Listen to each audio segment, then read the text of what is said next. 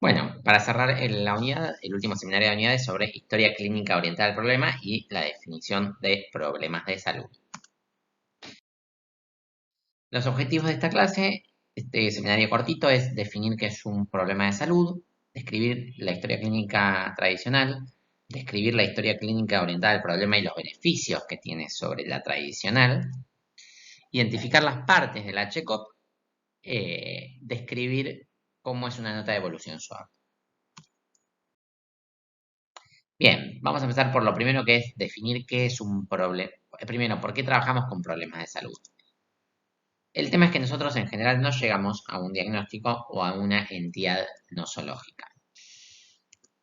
Abordamos muchos problemas indiferenciados, ¿no? Por ejemplo, a veces abordamos pacientes que tienen un ANGOR o un infarto o una insuficiencia cardíaca o un síndrome ascítico hematoso.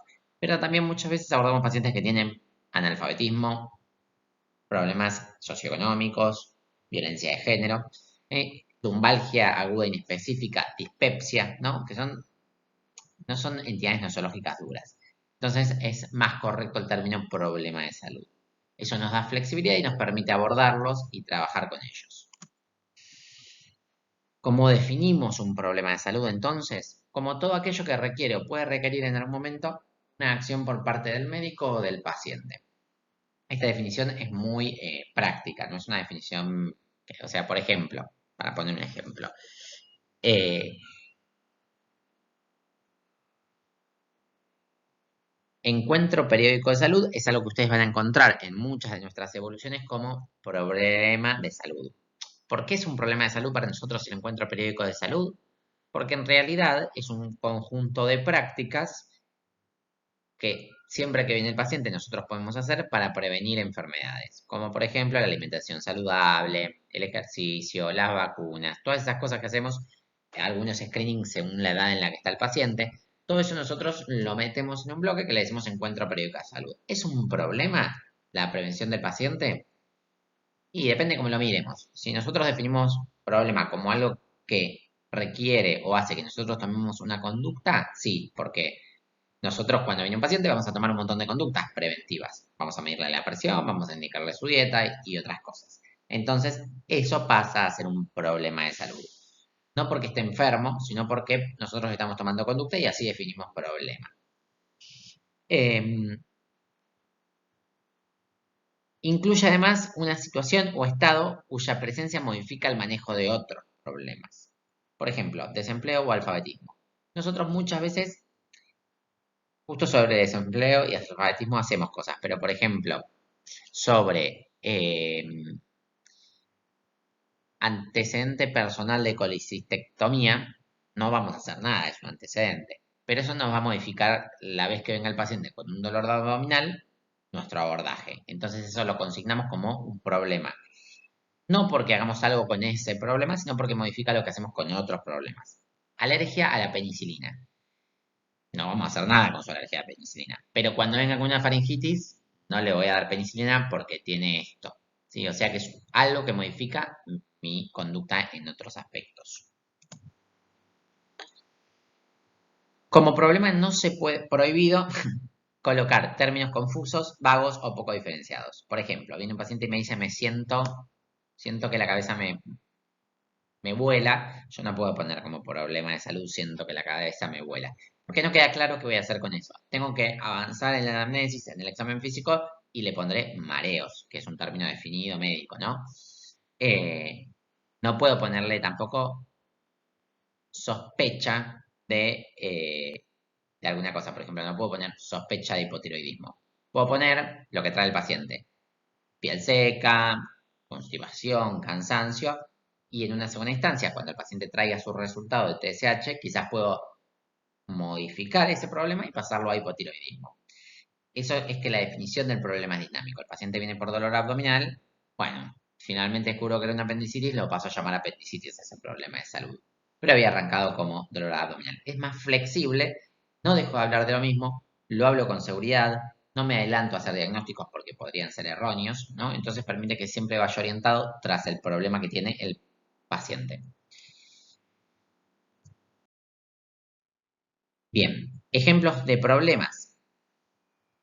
cualquier síntoma que traiga el paciente puede ser un problema. Obviamente definido bajo un idioma médico, ¿sí? No podemos ponerle cualquier cosa ahí. Es una historia clínica. Es cualquier signo, ¿no? Puede ser, por ejemplo, no sé, hepatomegalia. Pues eso sería más un resultado normal de un estudio complementario. Podría ser un signo igual, ¿no? Podría ser crepitantes vivasales. Si yo no tengo el diagnóstico todavía, puedo ponerlo. Podría, porque ese paciente puede estar desarrollando una neumonía. Paciente con crepitantes vivasales, digo, puede desarrollar una neumonía o puede ser un paciente que está haciendo una insuficiencia cardíaca. Como yo no sé cuál de los dos está, no es que creo más que es una insuficiencia cardíaca, así que le pongo sospecha de insuficiencia cardíaca. No, eso es incorrecto. Le pongo como problema crepitantes vivasales. Cuando tenga más pesquisado esa entidad nosológica, le pondré insuficiencia cardíaca. O quizás no, quizás le pongo otra cosa finalmente. Resultados anormales de un estudio complementario. Puedo ponerle, por ejemplo, neutrofilia, puedo ponerle plaquetopenia, puedo poner esas cosas como problema, puedo poner una discapacidad. Cualquier enfermedad diagnosticada la puedo poner como un problema de salud. Un antecedente heredofamiliar de relevancia que me modifica la conducta ante nuevos problemas, como por ejemplo el antecedente heredofamiliar de un cáncer de colon a los 40 años, lo tengo que poner como un problema. No porque yo vaya a hacer algo con su papá que tuvo cáncer de colon, sino porque el screening de cáncer de colon en ese paciente lo voy a arrancar antes y lo voy a hacer distinto porque tiene ese antecedente. Me modifica las prácticas preventivas en ese paciente. Entonces lo pongo. Un antecedente de una ACV en una madre a los 88 años o en una abuela no me modifica nada porque ese ACV se considera que no tiene carga genética, entonces no me va a modificar en el hijo en ninguna conducta. Entonces no lo pondría como problema. Si el ACV, en cambio, hubiese sido a los 40 años, discutible, pero podría ponerlo porque se considera que hay un lazo más genético. Y eso podría modificarme algo en el screening de, de mi paciente. Otro problema son cualquier situación percibida por el paciente y que le molesta. Si me lo trae, le molesta, aunque yo no sepa qué es, se lo pongo y lo sigo recitando hasta encontrar la causa de lo que él trae, por lo menos lo acompaño. Y toda situación percibida por nosotros y que nos obliga a actuar, igual que todas las anteriores. ¿Cómo se clasifican los problemas? Se clasifican en agudos, que son aquellos problemas que tienen una resolución rápida o antes de los 6 meses, se suele decir, y en crónicos. Los crónicos son aquellos problemas que básicamente vienen y se quedan, y se quedan. Se suele tomar como punto de corte de 6 meses, pero la verdad que son aquellos problemas que se quedan. Embarazo, por ejemplo, uno suele ponerlo como un problema temporario, que se va a ir en 9 meses. Garantizado que se va a ir en 9 meses o menos. Y dentro de los crónicos tenemos dos grupos. Los activos, que son los problemas crónicos sobre los que nosotros o el paciente tienen que ir haciendo cosas, como por ejemplo hipertensión, diabetes, eh, tabaquismo, ¿no? Siempre vamos a hacer cosas por esos problemas. Y inactivos, que son aquellos problemas crónicos que o ya no se hace nada más y puede ser que se reactiven en un futuro, como por ejemplo quizás ser extabaquista hace más de un año y que el paciente ya no tenga ganas, entonces ya no hago nada con eso, pero en algún momento se puede reactivar ese problema. O antecedentes personales que me modifican a mis problemas crónicos activos, como el que decíamos, antecedente personal de una apendicitis, antecedente personal de una colecistectomía, antecedente personal de alergia, antecedente heredofamiliar de eh, infarto del padre antes de los 40 años, ¿no? Son todas cosas que me van a modificar lo que hago con mi paciente sin que yo haga nada con ese problema. Todos esos van a crónicos inactivos. Bien, pasamos a HCOT, historia clínica orientada al problema. ¿Cuál es el objetivo de la historia clínica orientada al problema? Tener un acceso a los datos del paciente en forma rápida y exacta, ¿no? Que yo rápidamente diga, che, quiero acceder a este dato, tuk, tuk, lo tengo. ¿Lo logra la historia clínica orientada al problema? Lo logra bastante. Además tiene el objetivo de que me sirva como herramienta para comunicarme con otros profesionales.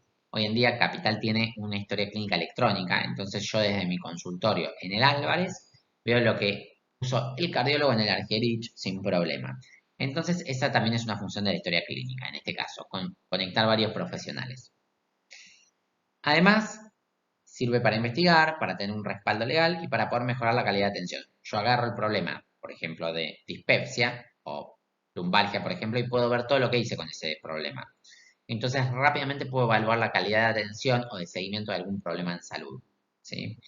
Eh, y por último, hay grandes diferencias que tiene la historia clínica orientada al problema con la historia clínica tradicional, que es la que, no sé, está desde Sócrates, básicamente. La historia clínica tradicional, ustedes sabrán que tiene un orden donde yo arranco poniendo los datos del paciente y después tiene una seguilla cronológica de evoluciones, donde se evolucionan por aspecto todos los aspectos, todo el examen físico que hice y todos los estudios complementarios.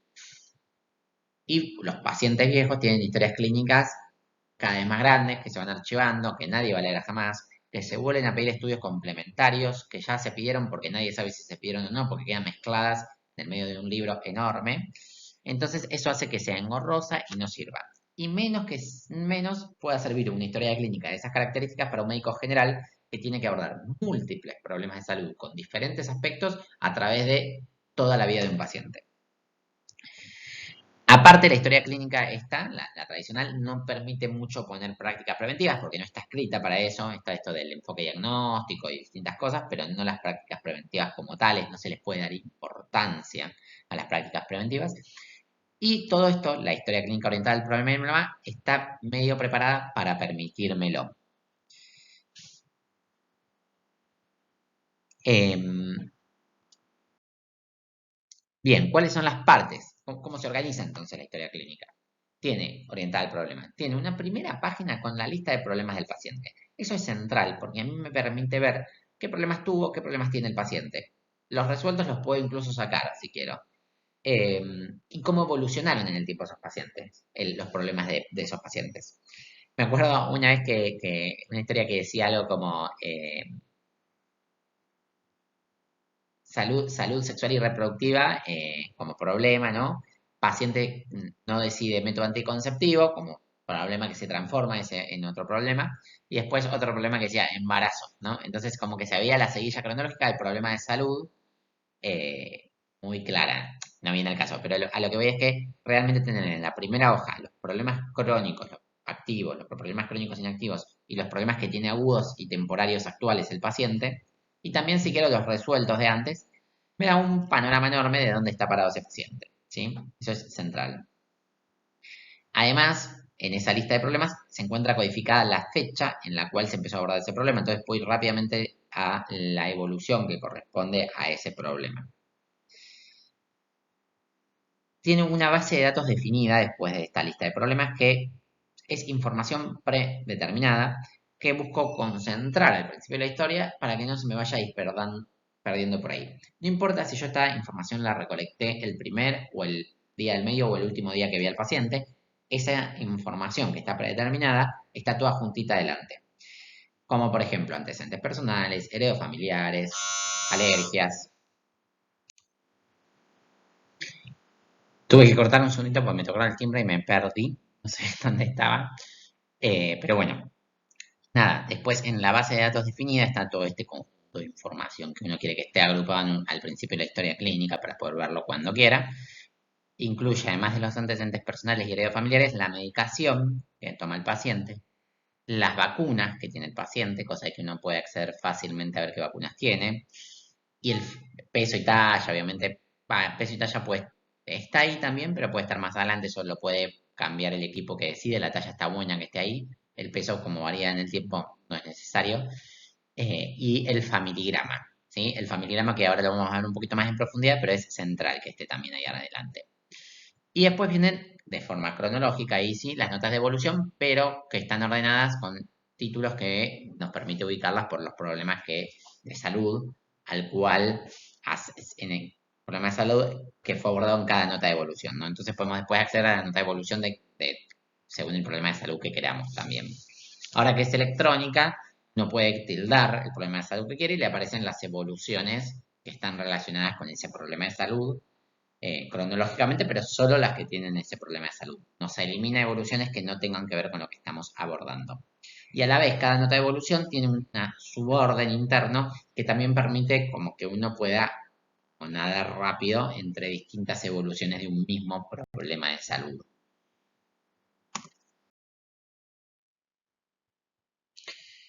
Bueno, el familigrama tiene como objeto, es una representación gráfica de la estructura de la familia y cómo funcionan los vínculos que hay dentro de esa familia. A veces uno puede incluso poner, no sé, por ejemplo, un perro, si es re importante para la persona el perro, uno lo puede poner y eso a uno le sirve porque, mira, si lo más importante para una persona es el perro, está bueno que en el familigrama tengamos el nombre del perro, por ejemplo, nomás. Y los vínculos que hay, ¿no? Nos da una idea también sobre los vínculos que hay entre los distintos integrantes de la familia. Y además nos permite a nosotros fortalecer el vínculo con el paciente porque, como nosotros de repente pareciera que recordamos cosas de la familia, eso nos hace que el paciente sienta que estamos siguiéndolo más de cerca, que nos interesamos más por él. No es que sea mentira, pero realmente es una herramienta que nos permite rápidamente volver a entender dónde estamos con un paciente sin tener que volver a armar todo desde cero.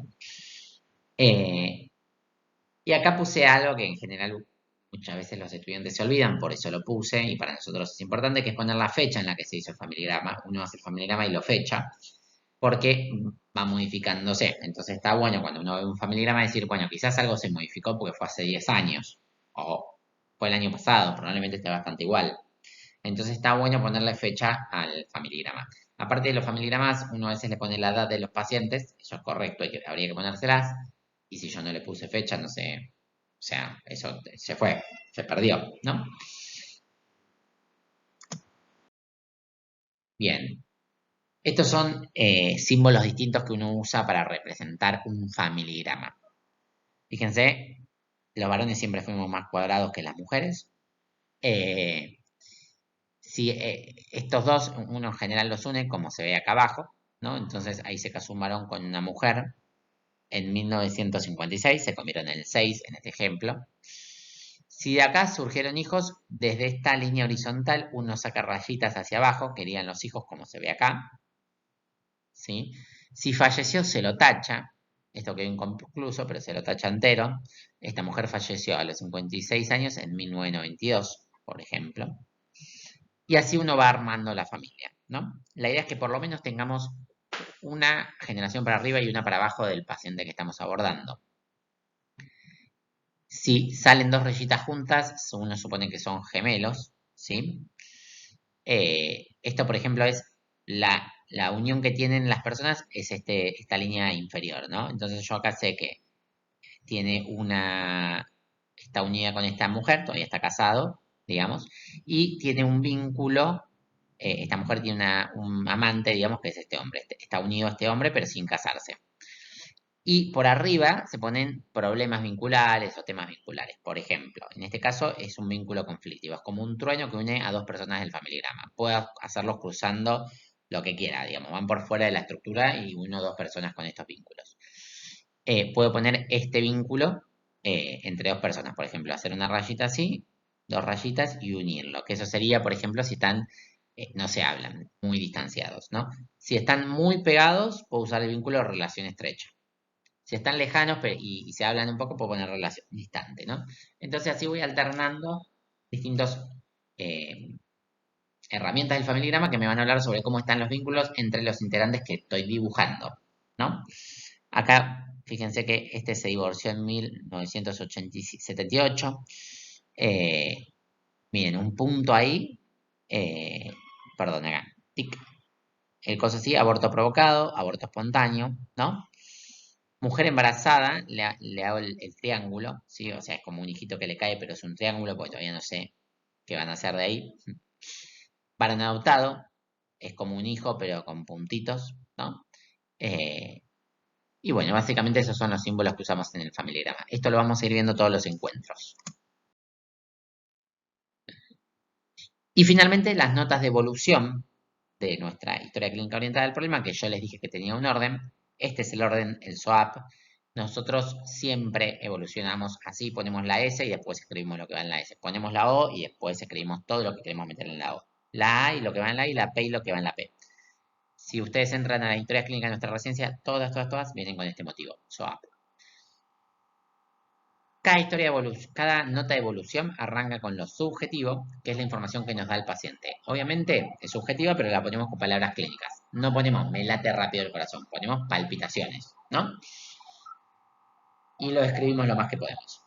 En lo objetivo ponemos lo que nosotros vemos como objetivo, que van a ser cosas del examen físico, la TA, en la ocultación respiratoria, los exámenes complementarios. Entonces, si yo quiero buscar exámenes complementarios, no sé, estoy buscando una ecografía, por ejemplo, que se le hizo a un paciente, abdominal, voy a buscar los problemas que estén relacionados con el abdomen y voy a ir directamente a la O donde va a estar escrito el resultado de esa ecografía, ¿no? Permite como acceder rápidamente a lo que quiero.